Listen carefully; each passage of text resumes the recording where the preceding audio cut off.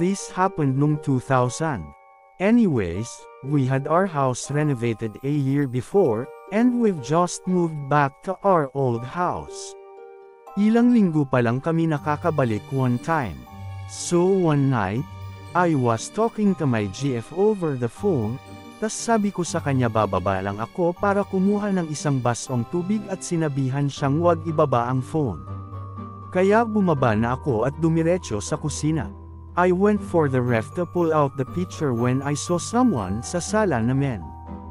From our kitchen kasi you can see if someone was seated on the couches sa sala. I didn't turn on the lights that time kasi nga sanay ako sa dilim.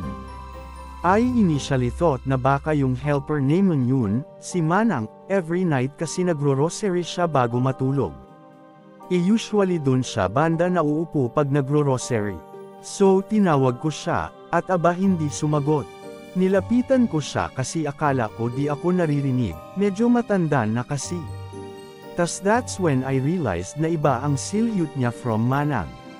Nilapitan ko pa further, I was like 15 feet away na lang. Ibang tao, pala yung nakaupo. The apparition had short hair and was wearing a red duster. That's when I realized na it was my grandma who passed.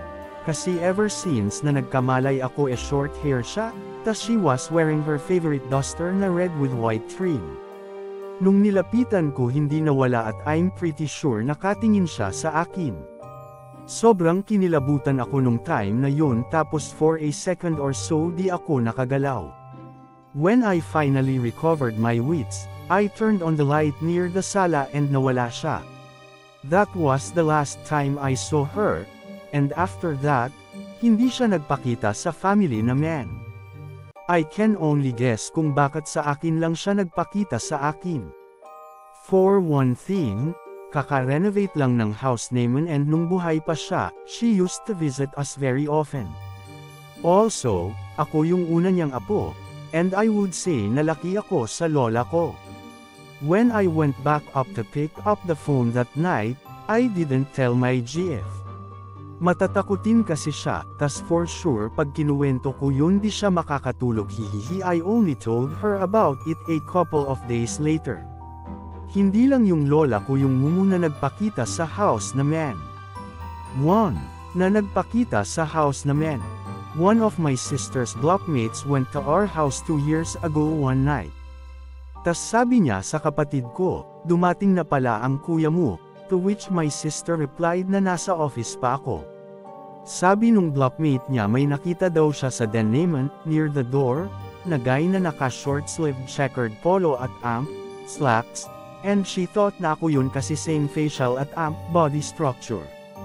Tapos that same friend of my sis felt bad vibes dun sa CR namin sa taas. Sabi niya minsan daw may nagpapakita dun. Tapos yung bunso naman namin told us na one time she was watching TV in my parents' room. Nakahiga siya sa kama nila that time nang maramdaman niyang lumubog ang kama na parang may umupo. Tapos that same sister of mine saw a lady in white walking past the window sa sala namin. Ito ay humigit kumulang 2 taon bago namin na-renovate ang aming bahay. Minsan nakakarinig din ng mga katulong namin ng mga yabag sa taas sa gitna ng araw. Dati nga akala nila I went home nung lunch, tas when they checked upstairs wala namang tao. I guess normal part na sila ng buhay natin. Ipagdasal na lang natin sila. Thanks for watching.